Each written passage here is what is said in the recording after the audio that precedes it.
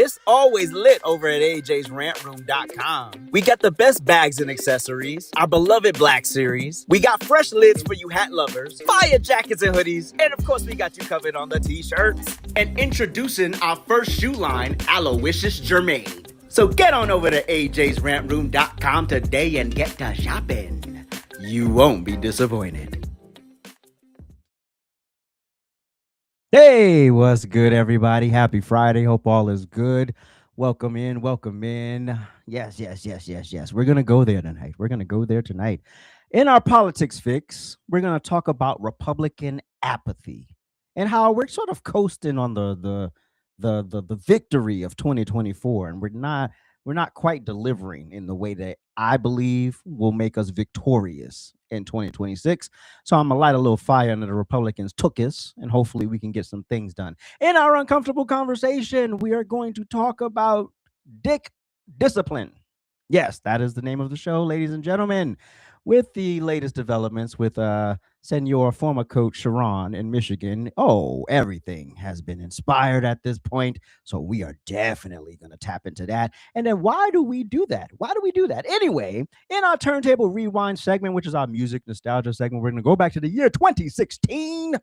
We're going to give you number one album, number one song, number one movie in America. We have we have four awesome throwback pictures of myself, of yours truly, in our AJ throwback segment. We have not turntable. We have an inspiration point that you don't want to miss, especially for the fellas. And we have another segment somewhere. Yes, and we have a Leave Me Alone segment that will leave you in stitches. All that and more coming up on the RANT Experience.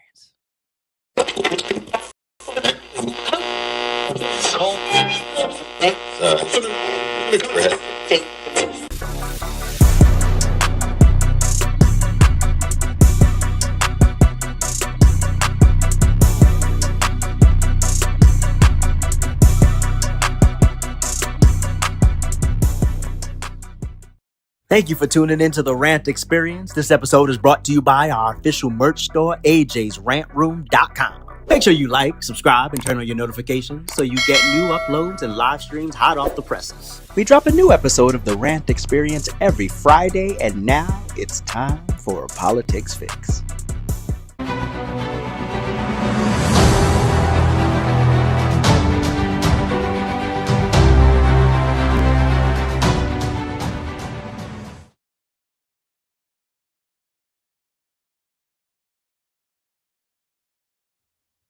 All right, here we are in our live to live mode, doing live to live things.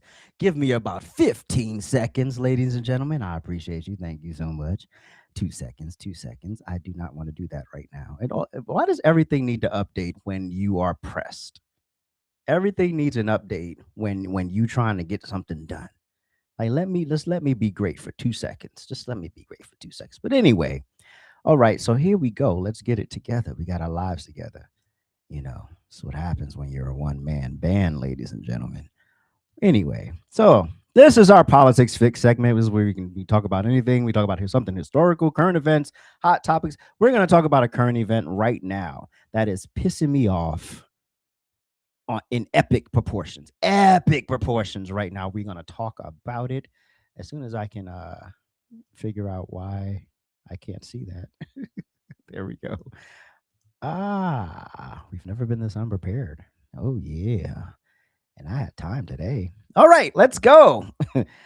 Let's talk about it. Let's talk about these here's Republican Party. Let's talk about Republican apathy for a moment. Yeah, I said it, apathy. And if you're offended, good. And if you will be offended, even better. You know why? Because it's time to light a fire under your ass. Yeah, that means get awake. Because let's be honest, 2024 was a blowout. President Trump back in the White House. Republicans took the House and the Senate. A political sweep. I mean, this was a generational dub. The type of victory that supposed to unleash a flood of reforms and policy changes and congressional action.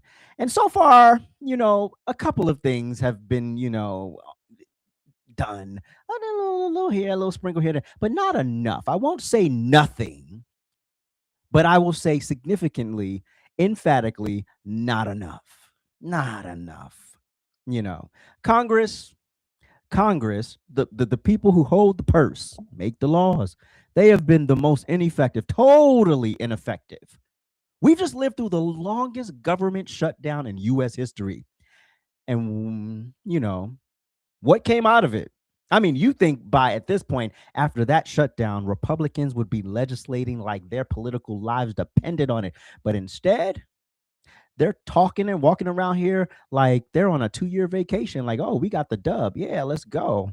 You know, no. And then the voters, don't get me started on the voters, because many of us have checked out. We're disillusioned, or we're just straight up unbothered at this point. We're acting like, the win was the work. No, no, no, no, no, no. Winning gives you permission to work. It doesn't replace the work, people. Yeah. It doesn't replace the work. And outside of that one big, beautiful bill they keep bragging about, yeah. The one that tweaks some tax stuff, sprinkles a little healthcare reform in there, trims a corner here and there. But what exactly has Congress done to hype anybody for 2026? Yeah, what have they done? Because quite frankly, if the election was held tomorrow, we'd be blown out of the water.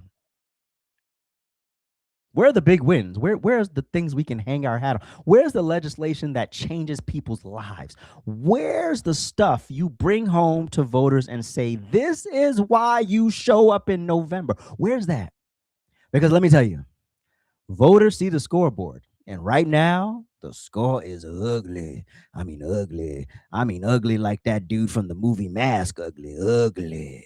Miami flipped blue for the first time in 30 years. A Democrat mayor in Miami. Put that in perspective. Almost 30 years. That's not just a loss. That's a warning shot, ladies and gentlemen. That's boom, boom. That's FAFO if you keep going down this trajectory. New Jersey.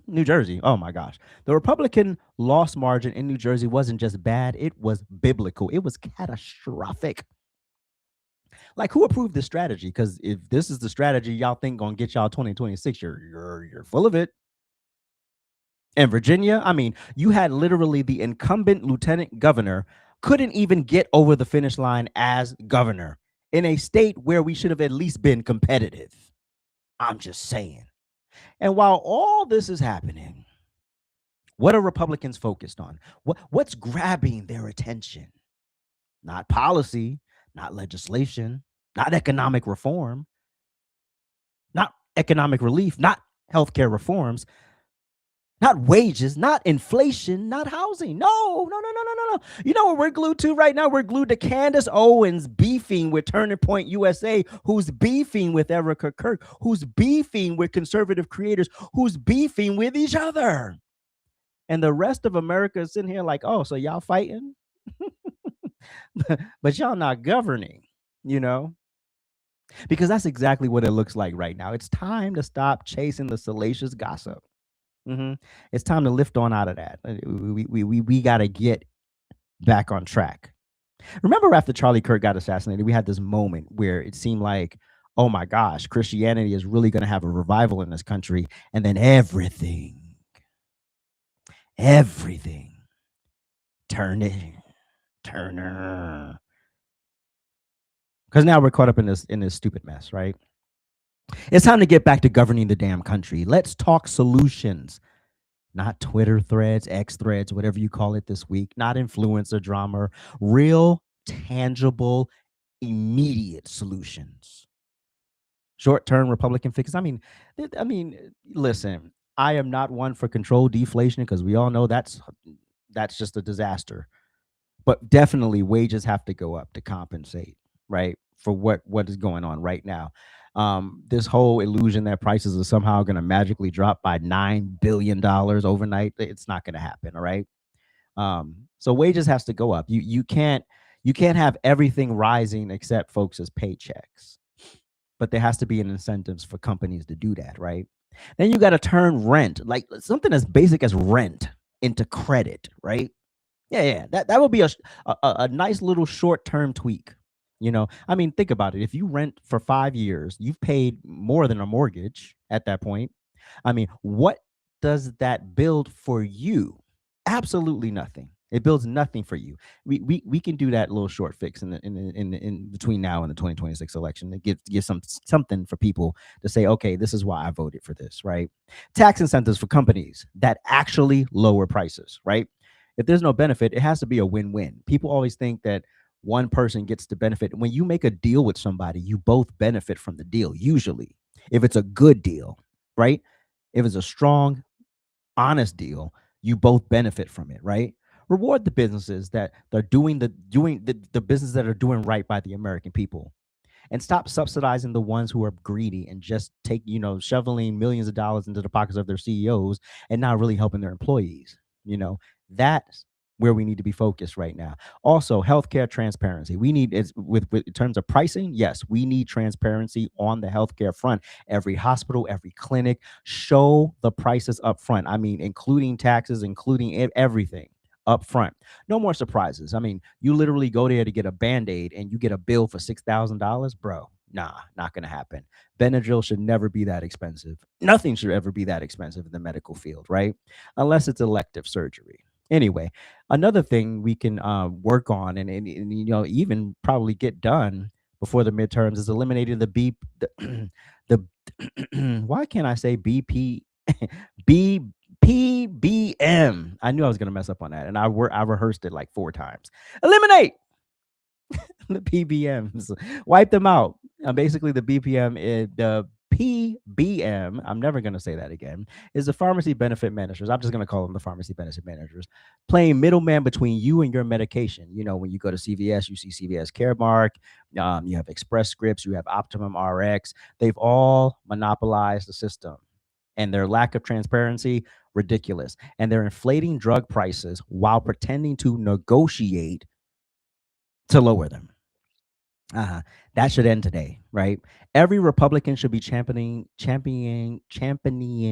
what I just said loud, daily, and aggressively. But of course they're not. Why aren't they doing this, AJ? Hey, why aren't they doing that rant experience, listeners? You know why they're not doing it?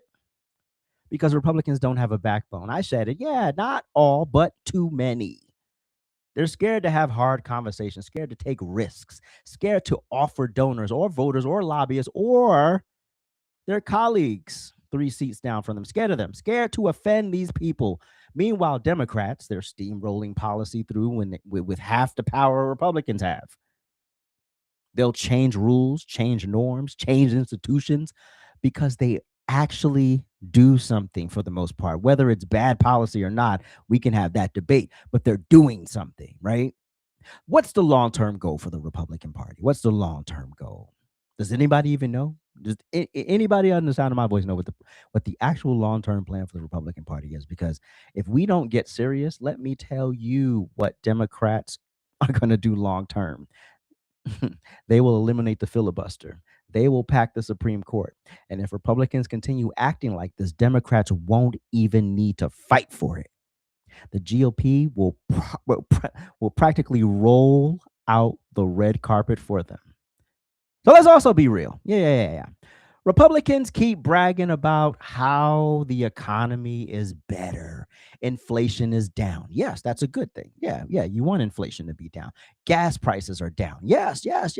Grocery prices have come down. People paid less for Thanksgiving dinner this year. Those are good things. But they're not hitting. They're not impacting the people. Now, I do believe once people file their taxes next year, that will be a big incentive. Once people realize the number of credits they got coming their way, that will absolutely work for them. But can you buy a damn house right now? Who's qualifying for a mortgage with the interest rates? I mean, this is absolutely stupid. Who's competing with corporate buyers and hedge funds? I mean, who? You got an $80,000 down payment right now? You got one? The wealthy do. Yeah, the wealthy people do. Yeah, the elite, absolutely. But normal Americans, you and I, the average American, people listening to this podcast, they're struggling. Federal spending out of control, social programs mismanaged, defense budget bloated and directionless. You want to raise the defense budget while continuing to spend wildly on social programs? That's not the smartest deal. Now, there has to be a process to wean people off of social programs. You can't just outright cut them at the knees, but you have to have a plan, you know? And Republicans, you have full control right now, full control. Have not pulled. You have time. You can put real pressure on any of these issues. But let's be clear. We have to act like the election is tomorrow. Every day, you have to act like the election is tomorrow and not wait until it's emergency mode. Right. Act like it's in emergency mode. And then now you want to do something about it. No. We're running out of time fast. This isn't about vibes. This isn't about the culture war. This is not about entertainment. This isn't about which conservative influencer is sub-Xing, sub-tweeting, whatever it is, who. This is about policy. This is about deliverables. This is about results, not rhetoric. If Republicans want to survive the 2026 midterms, if you want to keep the House, if you want to hold the Senate, if you want to keep the White House, they cannot coast. You absolutely cannot coast on your 2024 victory. That victory was the receipt. That was a receipt, right? Not a trophy. It was proof that the American people said, okay, we're going to give y'all another shot. Don't screw it up. And I'm telling you now, if Republicans don't deliver, they're done. Voters want action, legislation, reform, economic relief, healthcare transparency, accountability, and the courage, the backbone to actually stand for something. Because right now, we're not seeing what we're seeing right now is not enough. It's not bold enough. It's not fast enough. It's not serious enough. And if Republicans don't wake up, the American people will wake them up the hard way when they go to the ballot box in November 2026. If I've hurt your feelings, I've done my job. That should make you want to get active, not deflate you or defeat you. And I shouldn't have to explain that to grown people. Anyway, this has been your Politics Fix. And I'm just getting started. So, what happened on this day in American history? So what happened on this day in American history? Pennsylvania ratified the U.S. Constitution, officially becoming the second state in the Union. As a major center of early American politics, industry, and philosophy, its decision helped push momentum toward forming the United States as we know it. In 1901, Guglielmo Marconi achieved a technological breakthrough by sending the Morse code letter S across the Atlantic Ocean from England to Newfoundland. This moment marked the dawn of long-distance wireless communication and forever changed global communication. In 1915, the USS Arizona officially entered service in the U.S. Navy. Although later destroyed at Pearl Harbor, its commissioning represented a leap forward in naval engineering and military capability. In 1937, Walt Disney's Snow White and the Seven Dwarfs premieres. It is the first full-length cel-animated film in history. It revolutionized cinema and launched what would become the Disney empire of animated storytelling. And in the year 2000, one of the most controversial political moments in modern U.S. history, the Supreme Court stopped the Florida recount, effectively declaring George W. Bush the winner of the 2000 presidential election. Now, are we ready for an uncomfortable conversation?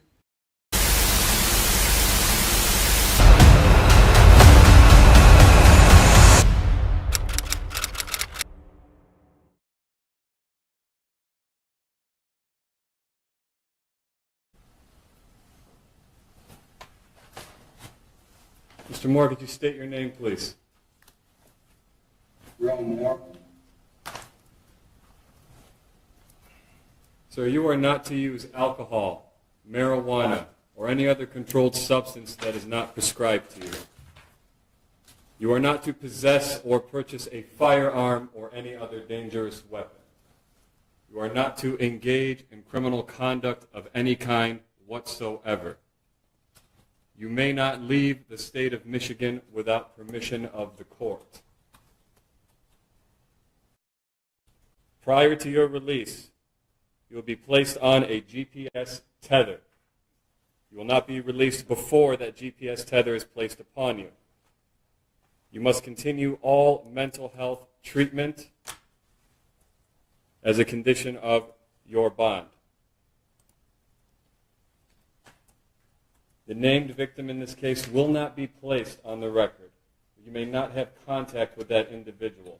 That means no calling, no writing, no video chatting, no texting, no emailing, or any other form of contact the human mind can possibly fathom.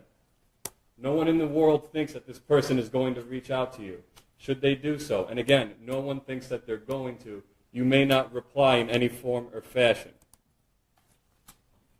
The named victim's address will not be placed on the record, but you may not go to that location for any reason whatsoever. Are we understood on the no contact and no go-to, sir? Yes, Your Honor. If you have any questions about that, you have a good attorney, simply ask them. Do you understand? Yes, Your Honor.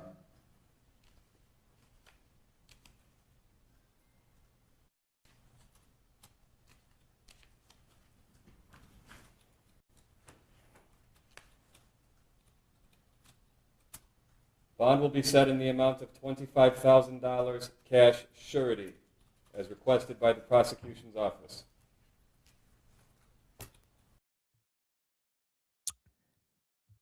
All right. Ladies and gentlemen, what you just watched there was the arraignment of Sherrone Moore. We'll get into him and all of that. And the absurdity of men, women, some women, but we're talking about men right now, and sexual discipline. Because what you just watched there, that ain't new. That ain't shocking. It ain't exotic. Ladies and gentlemen, this is a rerun. A rerun we've all seen too many damn times. We have watched men of every background, every tax bracket, every profession, every ideology, every color of the damn rainbow fall on the sword of their own lack of sexual discipline. Careers gone, families destroyed, all because grown-ass men cannot control what's happening from the waist down. And let's be clear. No. It's not just that they can't. A lot of these dudes don't even feel like they should. Why? Because we live in a culture where male promiscuity is celebrated. It's celebrated like it's some kind of personality trait. Cheating is like a rite of passage. Celibacy, abstinence, self-control. I mean, they people act like those are punchlines. Like it's just unlived. You can never do that. You better bag as many women as you want. You better cheat on your wife, bro. She'll get over it. Have a side piece. That's a part of manhood. But let me ask you this uncomfortable question. Why?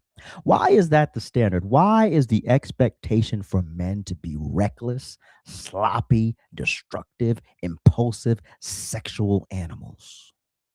Especially when some of these same men stood before God and their family and their community, suited and booted, and made vows. Not suggestions, not bullet points, vows. So, are those vows really sacred, or were they just cute little lines you recite for Instagram and a honeymoon you can't afford? But here's the contradiction. Being faithful to your spouse is considered corny, square, simp behavior, but cheating, destroying your own family is somehow masculine. Makes you mad. Can y'all make that make sense? Because I can't. And speaking of that contradiction, let's talk about this Nick Fuentes situation. Now, look, I am not defending this man's radical beliefs. I agree with some things. I often say that Nick Fuentes has a good message. He's just the wrong messenger. I say that all the time. But that's not what I'm here for. Nick Fuentes said that he's 27 and still a virgin. The internet erupts. Everyone calling him for one thing he's actually doing right: sexual discipline. But let me flip it around. Let me flip it around. So I can flip it rub it down. Are we applauding a 27-year-old with 8 kids by 6 different women? Are we? Are we applauding the 27-year-old who caught an incurable disease because he wanted to be reckless? Are we celebrating the 27-year-old who was locked into child support for the next 18 years because he couldn't control himself in 15 minutes? Huh? Are we? We clown discipline and celebrate destruction.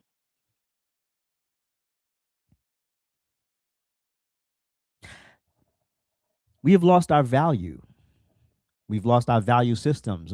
Everything is upside down, sideways, and hanging on by one damn thread. But how do we get here today, though? I mean, let's bring it back to Sherrone Moore, because that's the reason why we're here today. The reason why my mind started working and wanted to discuss this was because I'm looking at this coach. And in the example he's being made of, he's a former University of Michigan football coach. Now he's former, as of Wednesday this week. He's a former University of Michigan football coach, leader of the most winningest college football program in history. Could you imagine having that on your resume? I was the head coach of the most winningest. Woke up one day sitting on top of the world, and today, literally 2 days later, he's charged with 3rd-degree home invasion, stalking, and breaking and entering. Police picked him up in Saline, Michigan, just hours after Michigan fired him for cause. Not rumors, not speculation, not gossip. Credible evidence of an inappropriate relationship with his executive assistant, allegedly. Now, there are those who would say he would not have been fired if he... No. Let's be clear. If he had won that game against Ohio State, he probably would still have a job, but they already knew about this. So they were looking for... You gave him the excuse to fire you. You should have got your team over the finish line. But he found out on Wednesday he was getting dismissed. And Friday morning, he's being arraigned. Over what? Sex, impulses, ego, lack of discipline.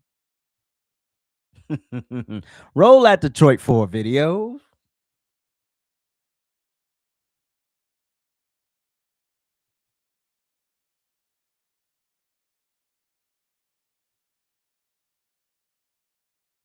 Prince, are you there?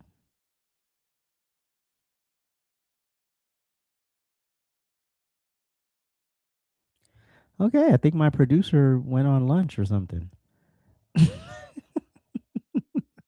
All right, let's figure it out. Let's take you through just a brief timeline of the last 24 hours. So late yesterday afternoon, Moore was told he was being dismissed. Then at 4:10 p.m., an alleged assault was reported in Pittsfield Township. The announcement of his firing came at 4:45. Then at 7:15 came the announcement of his arrest in Saline.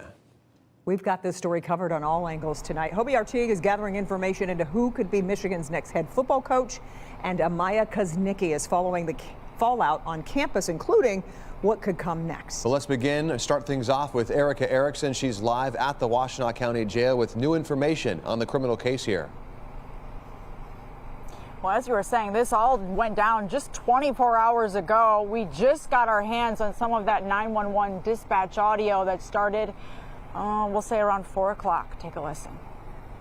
Subject just called the caller, told her there's a male at the location and the house attacking her. The state's been stalking her for months. That's just part of dispatch audio relaying a 911 call coming in from this Pittsfield Township apartment complex. The person she's on the phone with, that's one grabbed a knife, threatened the caller, and then ran, threw the knife down.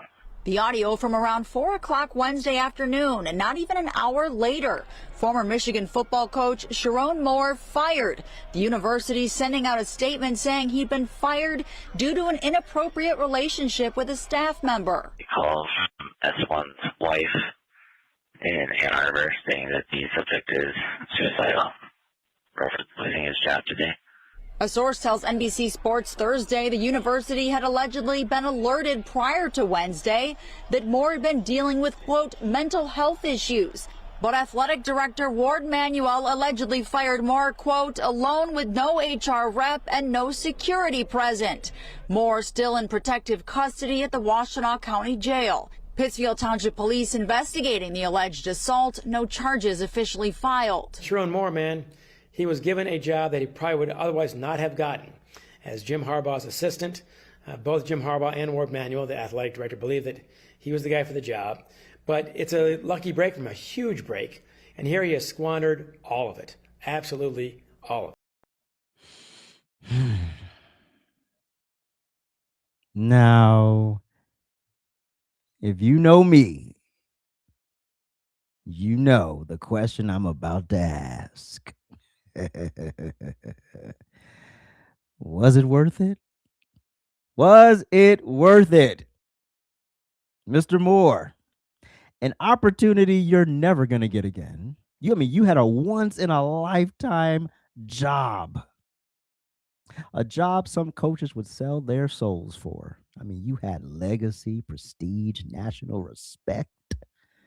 Millions coming your way, a platform that could change your children's lives, and you threw it all away over pussy. You threw it all away over pussy. Yeah, I'm sorry. I have to call it what it is. This wasn't just bad judgment, ladies and gentlemen. This wasn't just infidelity. This wasn't just a mistake. This was stupid. This was reckless. This was self-destruction with enthusiasm. And let me tell you something. One of my mentors told me early in life, early on in my career, never fraternize with the help. Not because you're better than anybody, but because the consequences aren't equal. When you're in positions of power, political power, financial power, workplace power, you have more to lose.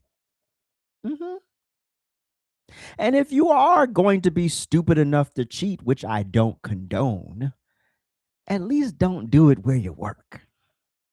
I understand it's convenient. It's right there. It's supple. It's wearing a nice dress. I get it. But why would you take the bomb and place it directly under your own office chair? Literally is what the dummy did.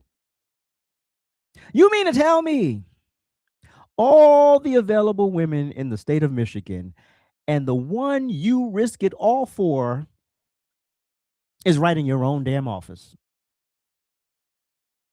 Someone with access, someone who can cost you not only your marriage, your job, everything. Come on now.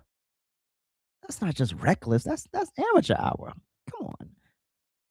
Sherrone Moore is 39 years old. He's married. He has 3 kids. He's in the prime of his career. He was the interim coach at Michigan when Harbaugh got suspended in 2023. Led him to a championship. Okay, cool. He got promoted in 2024. There's a lot of speculation. Depending on how I feel, we may get into the DEI aspect of this because he really wasn't qualified for the job. But he was qualified to be on the staff, but he wasn't ready to be a head coach. But anyway, he got promoted to head coach in 2024. Listen, and by 2025, you've been fired, you've been arrested, and you are trending for all the wrong reasons. How does that make sense? Ladies and gentlemen, how does that make sense? How long will sex remain undefeated? Because I'm telling y'all, sex has taken out more men than bankruptcy, cancer, war, alcohol, and stupidity combined. We have seen lack of sexual discipline destroy men from every walk of life. I mean, some primary examples: Bill Cosby, Harvey Weinstein, Shannon Sharp, Donald Trump. Yes, Donald Jaquavius Trump. Yeah, we knew Donald couldn't keep it in his pants when he was married. You know, again, a lack of dick discipline doesn't mean he's not a good president. Just means he's lacking in the dick discipline area, right? Robert Kelly, R. Kelly, Kevin Spacey. Remember the CEO, Andy Byron, who got caught on the kiss cam at the Coldplay concert, snuggling with his HR executive? Blew it up within seconds of his whole life flashed before his eyes. He would have rather just have been taken out. And then you can count pastors, athletes, judges, teachers, police chiefs, entertainers, regular everyday men y'all work with. The list is so long, you could wrap it around the block twice, and every single story ends the same way. They thought they were the exception. Oh, yeah. They thought they could get away with it. You dummy. They thought nobody would find out. Now we all know. They thought they were in control, baby. You were out of control. But here's the truth: if you cannot control your impulses will eventually control you. Because it gets out of control. You don't even realize you're out of control, right? You don't even realize you're so far gone at this point. You don't even know it. Let's be clear. I am no prude by any stretch of the imagination. I am not anti-sex. I am not preaching purity culture, although I believe my personal philosophy is abstinence is the best way. Yeah. Do it the right way. There's no reason to have 500 bodies by the time you're 27 years old. There's no accomplishment in that. You can't put it on a resume. Yeah. I'm talking about discipline, responsibility, and just flat out, if nothing, not being stupid. Yeah. Don't be dumb. Sexual discipline is not corny. It's not weak. It's not lame. It's not simp behavior. It's called maturity. It's called wisdom. It's called self-preservation. Really quick story. One time when I was part of that church in LA, and we had a rehearsal or something, and we were all just sitting there talking about our testimony or whatever, and talking about it. And I don't know how the subject of celibacy came up, but I think at that time I had probably been celibate for like a year, maybe a year or two. And one dude in the circle was like, "Well, I've been celibate for 23 years," and I was like, "You just turned 23." This is out of my realm of possibility. I've never met, this, and so I'm like, never. He was looking at me dead like, nah, we good. Now he's married. He has a kid, has a couple of kids at this point. He did it the right way. That's the way you should do it, ladies and gentlemen. Yeah. So this whole thing that it's immaturity, is being young. No, it's being uncouth. It's being undisciplined. It's being unserious about your body. That's what this is about. You ain't got to scratch every itch, and I'm not saying you got to wait till marriage and be perfect. Hey, whatever works for you. But I'm talking about the quality, not the quantity, right? The quality. Jeez.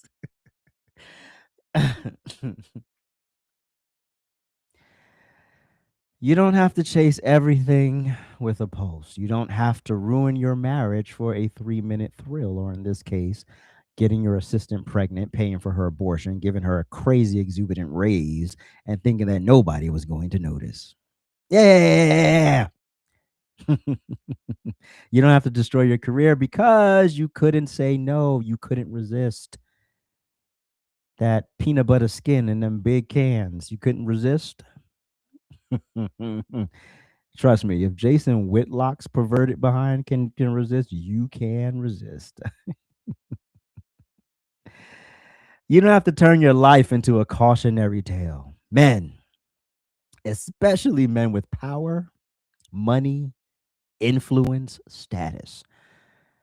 You have to stop acting like sex is an uncontrollable force of nature. It's not a hurricane. It's not an earthquake. It's a decision. It's a choice.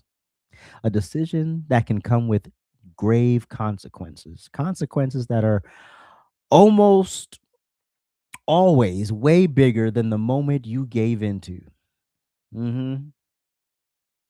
Because you don't just hurt yourself. You made it about you. Or I'm on suicide watch because I got fired. What about your wife? What about your kids? So you're going to delete yourself from the planet because you made a bad decision, which now you have a consequence for that bad decision. And you're going to ruin your children's lives. So now they don't have a father. And now your wife is a widow. And you over what? Your bad choices. That's the worst lesson you can give a child. I made a bad decision. I'm going to kill myself. No. Stand there, take the heat like a man. That's it. Take it. You made the bed. What? You made the bed and not laying it? Yeah. You do that.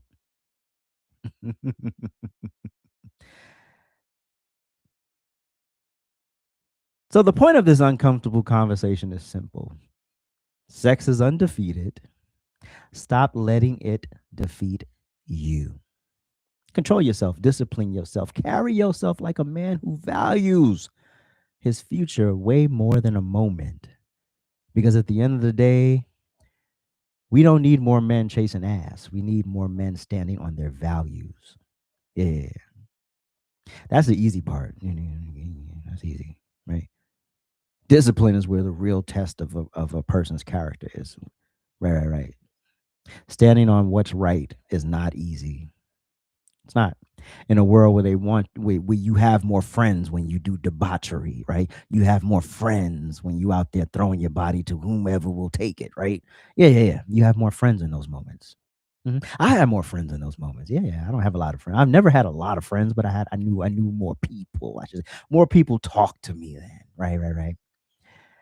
But I said what I said, and if nobody else is gonna say it, damn it, I will. This man lost a $13 million salary. $13 million. This was like lightning in a bottle, like literally. If you know this is an opportunity that you're probably never going to get again, you probably don't want to do anything to mess it up, right? And then we could play the race card. Oh, it's because he's a black coach. No. It's because he's stupid. Yeah, how about that option? It is not about race. And if you know that there aren't a lot of black head coaches, you should be the damn example, shouldn't you? Wouldn't that want you to step up more and be disciplined more for the men you're not only leading, most of whom look like you, right? But for the coaches coming behind you, wouldn't you want to do that? All right. I know there's not a lot of us in here, so I'm going to actually be the example. Show you how to do this thing right. But you know what they say? You want to really know a person's character? Give them money and power. That will tell you every time the true character of a person. Give them money and power and see what they do with it. Anyway, apparently, I believe the assistant is still working at the school, even though she was complicit in it as well. I don't care about her age. She was complicit, but it is what it is. Make it work. And I said what I said.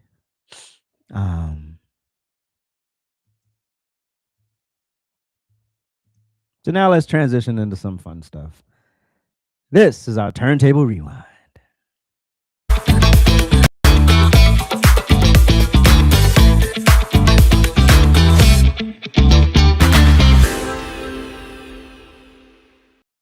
Woo! Rewind! Back to the time. The year is 2016.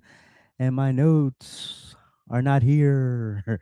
Rewind back to the time. The year is 2016. And my notes are still not here. All right. We're going to get it together. And, my notes were folded. This is a great night. It's going to be a great night. Tonight's gonna be a good night. All right. The year is 2016, and the number one song in the country is Black Beatles.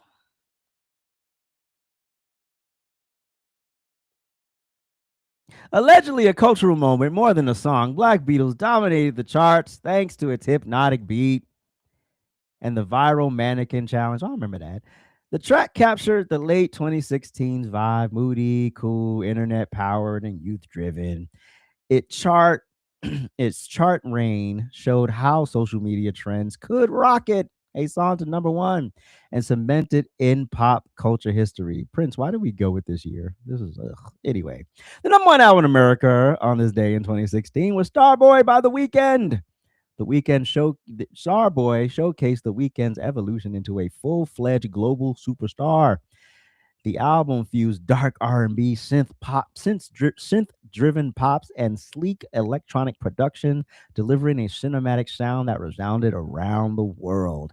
The massive first week numbers and sustained chart strength reflected a shift. The Weeknd was no longer just an alt R&B artist. He was mainstream, influential, and shaping the sound of modern pop. Now, the #1 movie in America, as we all know, I did not see it, and I have no interest in seeing it, was Office Christmas Party. I actually never heard of it until today. A chaotic, over-the-top holiday comedy that hit #1 at the box office during this week. Audiences leaned into its wild energy, star-studded cast, and perfect December timing. With its blend of corporate satire and outrageous party antics, it became the go-to comedic escape right before the holidays, outperforming major animated and action releases. All right, hallelujah. So the year 2016 was also significant in that it was marked by legendary, well, artist losses, right? And so in 2016, we lost David Bowie, terrible. We lost Prince. We lost Leonard Cohen. We lost Merle Haggard. And we lost George Martin. Wow, 2016 was busy, but 2025 was just jeez. Prince, what are you talking about? Yes, you're still here. Oh man. Unless you're, I don't know. Anyway,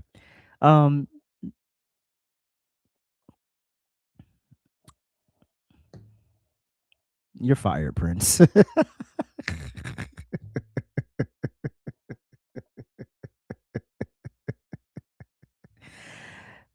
The real Prince. Anyway, notable albums of 2016. Beyonce's Lemonade, a cultural phenomenon and the year's highest selling album globally. Frank Ocean's Blonde, a highly anticipated release after many years away. I actually recommend the Blonde album. It's a dope. If you like alternative R&B-ish kind of music, that's an album you should have in your catalog. David Bowie's Black Star, which was crazy that it was released just days before his death, a critically acclaimed swan song, and Anti, which was Rihanna's last album almost 10 years ago, featuring the hit single Work. And then we have Sia with Cheap Thrills, became a massive global hit, making Sia one of the oldest female artists to top the charts, have iconic tours and performances. Now, some awesome tours of that year was Guns N' Roses. They did a reunion tour that year, had a major comeback. Bruce Springsteen and the E Street Band, one of the top grossing tours of the year. Adele continued her massive world tour, and The Weeknd, as I said before, dominated award shows, tours, and winning big at the Billboard Music Awards that year. But the most notable thing in entertainment in 2016 was that Donald Jaquavius Trump was elected president. All right. Now it's time for an AJ throwback.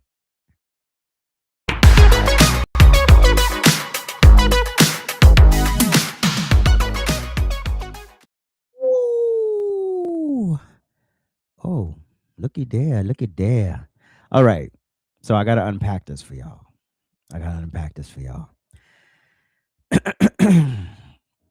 So I had this bright idea. I was a sound designer, right? And I wanted to advertise my company. So I was like, oh, well, let me take some pictures. So I hired a photographer, took some pictures, and then looking at these pictures today, I was like, was I selling sound or something else.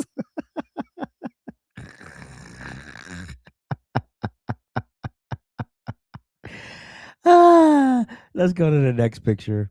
This one is pretty cool. It's not bad. Yeah. I like that. Okay, I mean that could be selling sound. I mean, it could be selling a little bit of sound there. Let's go to the next one. You might want your sound designer to, stare at you intensely, and then make you feel a little uncomfortable. Yeah.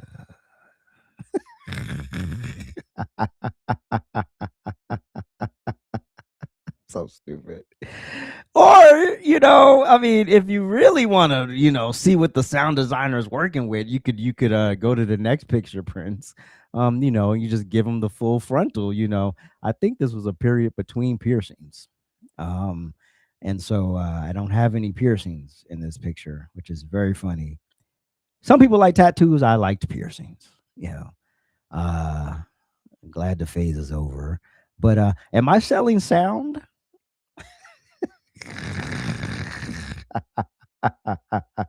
Nice keep. Yo, I'm done. Anyway, so yeah. I mean, would you hire me as your sound designer looking like this if you knew your sound designer was looking like this? You thought I was selling headphones? Oh, Jesus. I mean, completely. I had no idea about marketing, and I clearly needed the photographer, right? I was like, yo, this is crazy. I like the pictures, but you are not selling sound, AJ. You are, yeah. Okay, cool. Anyway. Oh, man. I was a little bloated that day, too. But anyway. Man, leave me alone. Don't just leave me alone.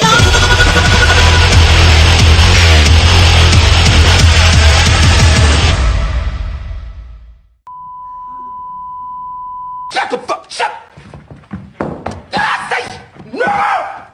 Oh shit! Say it again. Say something else. Oh! Say something. It truly is about the Benjamin, as we see. Oh yes, he's glittering. It truly is about Mike Tyson wasn't about it. Now when we come back, we're gonna talk more with Puffy, and if you want to hang out, more than welcome to stick around, my brother. All right, we'll be right back with more right after this. Diddy up there scared as fuck now. Mike then sat up in his chair. He say, bitch, tell me one more time. He's finna knock his dumb ass out on camera. I'ma miss you. I'ma miss you. Huh? What you finna transfer? No, Santa Claus need his little helpers.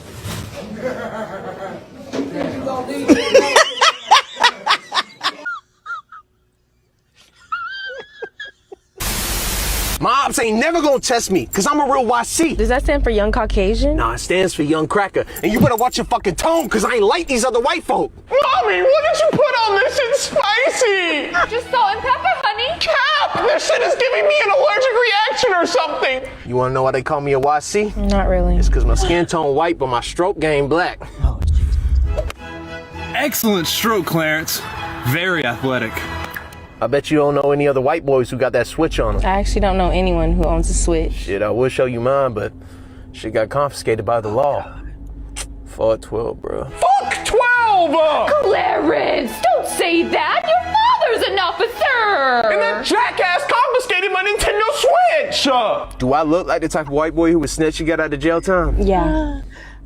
Yes, 911. I would like to report a suspicious man in my neighborhood. He claims he's just delivering packages, but that doesn't sound right because blacks usually steal them. All that is I'm only white from the waist up, so what you trying to get into? You want some Hennessy? No. Are you sure? Ooh, what you trying to do? Get out.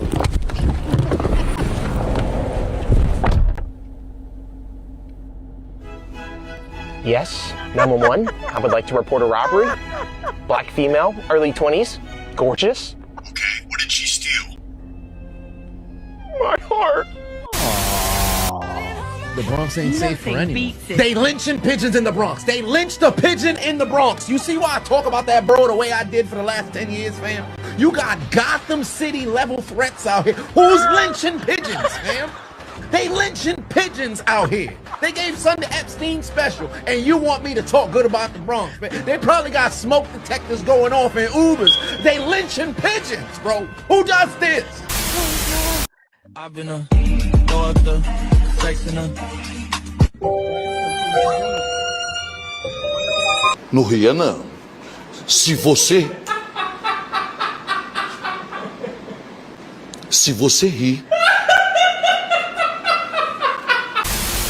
Babe, would you be gay for an hour for $1 billion? What the fuck we going here? You'll be gay for 1 day for $1 billion? Bitch, come on. Take me to the hair store. And I got the wine. Call me in now. Being a broke nigga, drinking more liquor, dropping the broke nigga. I'm with more sippers.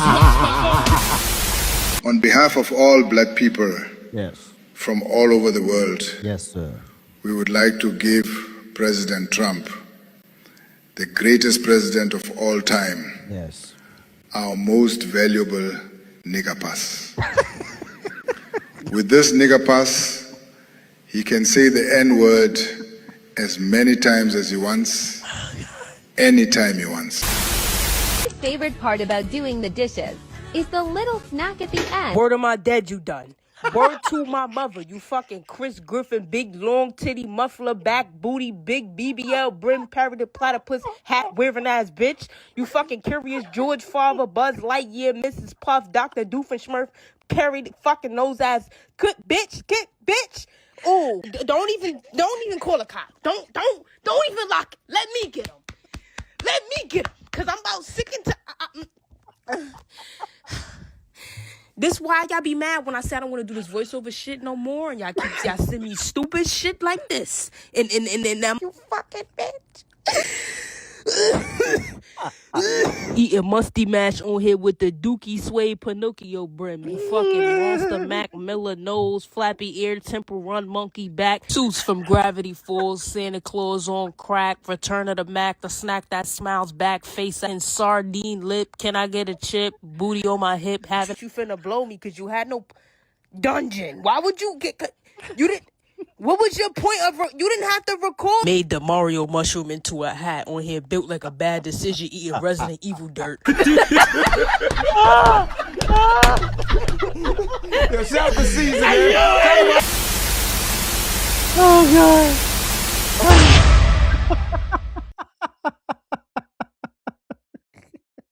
I think that was probably the best video of hers I've seen so far. Oh my god. This is my favorite part is doing this segment, producing it. Because I'm laughing the whole time.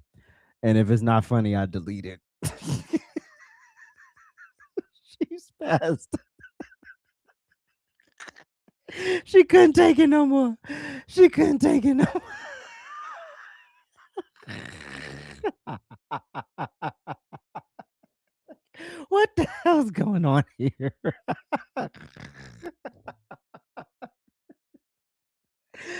Oh God. All right.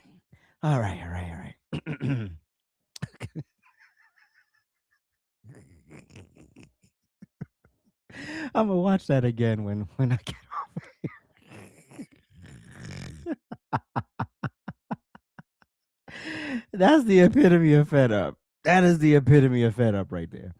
Anyway, where are we? Oh yeah. Now let's land at our inspiration point.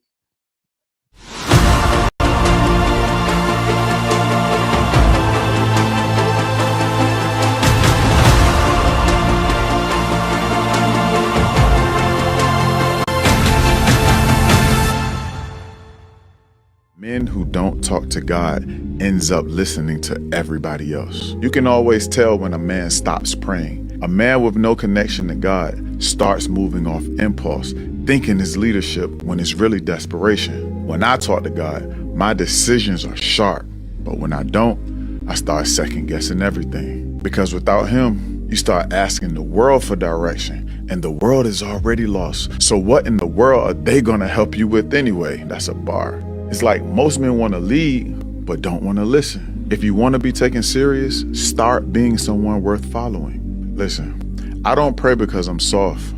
I pray because I know what happens when I don't. A man who talks to God walks in rooms different. He's calm, focused, people coming for him, but he's unshakable. So if you want real power, get your guidance from above, not your comment section.